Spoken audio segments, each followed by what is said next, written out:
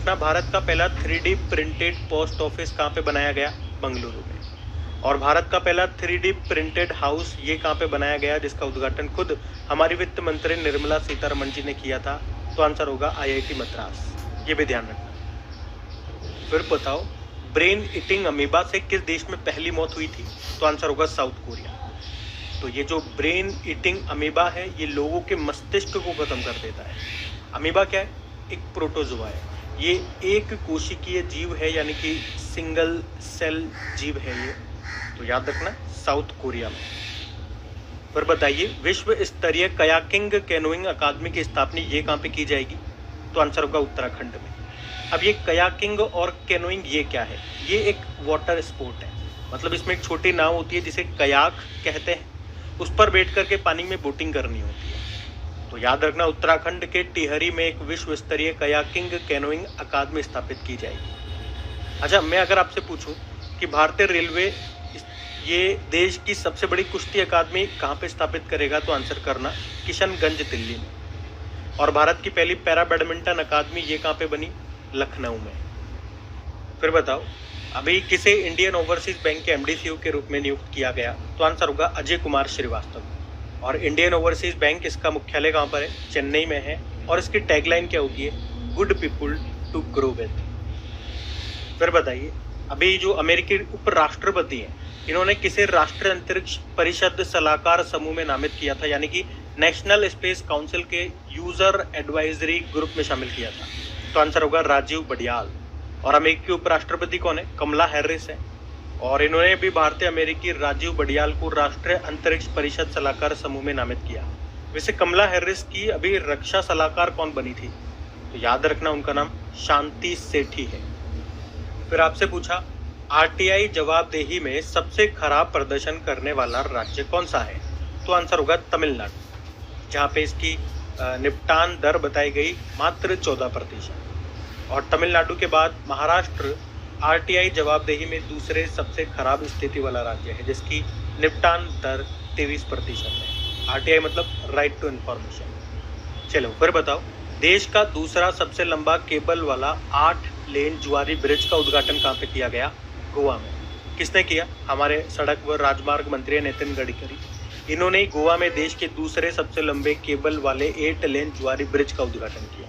ये ब्रिज उत्तरी गोवा और दक्षिणी गोवा को आपस में जोड़ेगा और इसकी लंबाई 640 मीटर है। और ब्रिज से 2 प्रश्न और बताऊंगा आपको कि दुनिया का सबसे लंबा कांच का पुल कहाँ बना? वियतनाम में, जिसे व्हाइट ड्रैगन कहते हैं, और इसकी लंबाई है 632 मीटर। लेकिन याद रखना, दुनिया का सबसे लंबा सस्पेंशन ब्रिज पूछे तो वो बना है चेक रिपब्लिक में, इसका नाम है स्काई ब्रिज 721 मीटर इसकी लंबाई है। चलो फिर बताओ, ब्रिटिश इंडिया आर्मी का नया स्मारक ये कहाँ पे बनाया गया? तो आंसर होगा ग्लासगो। तो याद रखना है, स्कॉटलैंड के शहर ग्लासगो में ब्रिटिश इंडियन आर्मी मेमोरियल बनाया गया। ये 2 विश्व युद्धों के दौरान अंग्रेजों के साथ लड़ने वाले लाखों भारतीय सैनिकों के बलिदान को याद करेगा। आपको याद है, अभी प्रधानमंत्री जी ने, नरेंद्र मोदी ने, देश का पहला भूकंप स्मारक कहाँ पे उद्घाटन किया था? तो गुजरात के भुज में। इसका नाम दिया था स्मृति वन, ये जरूर याद रखना। और दुनिया का सबसे बड़ा धार्मिक स्मारक ये कहाँ पे खुलेगा? पश्चिम बंगाल में। ये है वैदिक तारामंडल का मंदिर, जो कि इस्कॉन का मुख्यालय भी होगा। फिर बताओ, 2023 में 108वीं भारतीय विज्ञान कांग्रेस का आयोजन कहाँ पे किया गया? तो आंसर होगा नागपुर में। तो याद रखना, कहाँ पे? नागपुर में। और कौन से नंबर का? 108वां। ये जनवरी महीने में किया गया था। और इससे पहले 2022 में जो 107वें नंबर का था, उसका आयोजन किया गया था बंगलुरु में। फिर बताओ, अभी ब्राजील के राष्ट्रपति कौन बने? तो आंसर होगा लूला डा सिल्वा। ये ब्राजील के तीसरी बार राष्ट्रपति बने और इन्होंने किसको हराया था? Jair Bolsonaro. और इसकी कैपिटल क्या होती है ब्राजील की? ब्राजीलिया। करेंसी है ब्राजीलियन रियाल। फिर बताओ, भारत अपनी पहली अपशिष्ट से हाइड्रोजन परियोजना ये कहाँ पे स्थापित करेगा? तो आंसर होगा पुणे, महाराष्ट्र में। मतलब इसमें क्या होगा? कचरे को यूज करके इससे ग्रीन हाइड्रोजन बनाई जाएगी और इससे 2 फायदे होंगे। एक तो कचरे की समस्या खत्म हो जाएगी और दूसरी, ग्रीन हाइड्रोजन बनेगी तो कार्बन उत्सर्जन में कमी आएगी। तो याद रखना सिंपल सा, भारत अपनी पहली अपशिष्ट से हाइड्रोजन परियोजना ये कहाँ पे स्थापित करेगा? पुणे, महाराष्ट्र में। अच्छा, अगर आपसे पूछा जाए कि भारत का पहला बायोमास आधारित हाइड्रोजन प्लांट कहाँ पे स्थापित हुआ, तो मध्य प्रदेश के खंडवा जिले में। लेकिन अगर पूछे भारत का पहला शुद्ध हरित हाइड्रोजन प्लांट ये कहाँ पे शुरू हुआ, तो आंसर करना असम में। फिर बताओ अभी किस आईआईटी ने वॉर्टन क्यूएस री इमेजिन एजुकेशन अवार्ड जीता, तो आंसर होगा आईआईटी मद्रास। तो अवार्ड का नाम याद रखना, वॉर्टन क्यूएस री इमेजिन एजुकेशन अवार्ड। इसे शिक्षा के ऑस्कर के रूप में भी जाना जाता है, तो ये मिला है आईआईटी मद्रास को। चलो फिर बताओ अभी टाटा सन्स के पूर्व निदेशक का निधन हो गया, उनका नाम क्या है, आर के कृष्ण कुमार। तो आर के कृष्ण कुमार का नाम याद रखना। 2009 में भारत का चौथा सर्वोच्च नागरिक सम्मान पद्म श्री भी इन्हें मिल चुका है। अभी साइरस मिस्त्री का नाम आपने सुना होगा, टाटा ग्रुप के पूर्व चेयरमैन थे, इनका भी एक्सीडेंट में निधन हो गया। फिर बताओ अभी किस राज्य में मतदान प्रतिशत 90% से अधिक करने के लिए चुनाव आयोग ने मिशन 929 लॉन्च किया, तो आंसर होगा त्रिपुरा में। तो त्रिपुरा में लॉन्च हुआ था ये मिशन 929, जिसका उद्देश्य था विधानसभा चुनाव में मतदान को 92% तक बढ़ाना।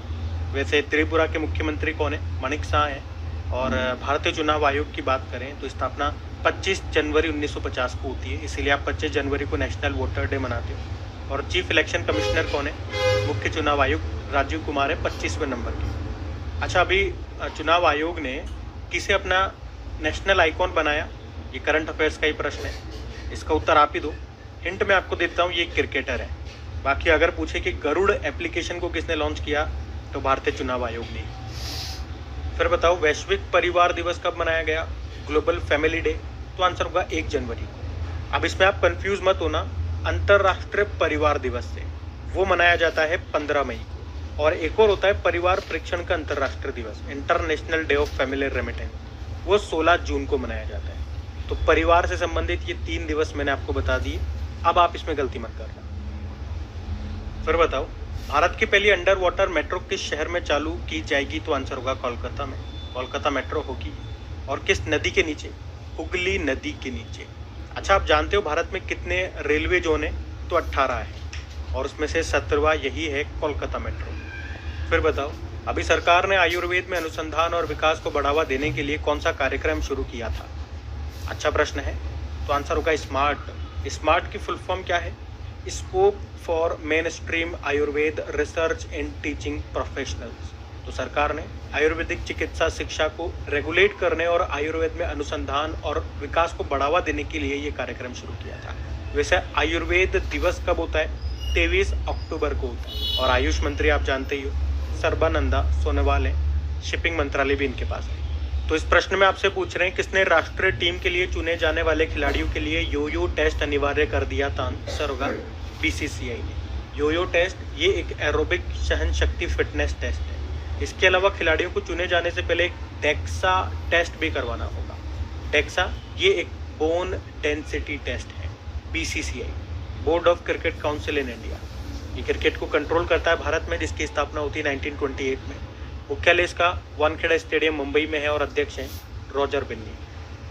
फिर बताओ अभी जनवरी 2023 में किस राज्य के मुख्यमंत्री ने इंडियन लाइब्रेरी कांग्रेस का उद्घाटन किया, तो आंसर होगा केरल। और केरल में भी कहा, केरल के कन्नूर में ये इंडियन लाइब्रेरी कांग्रेस का उद्घाटन किया गया। और आपको याद होगा अभी केरल के जो मुख्यमंत्री है पिनाराई विजयन, उनका जो निर्वाचन क्षेत्र है धर्मदम, वे भारत का पहला पूर्ण पुस्तकालय वाला क्षेत्र बन गया है।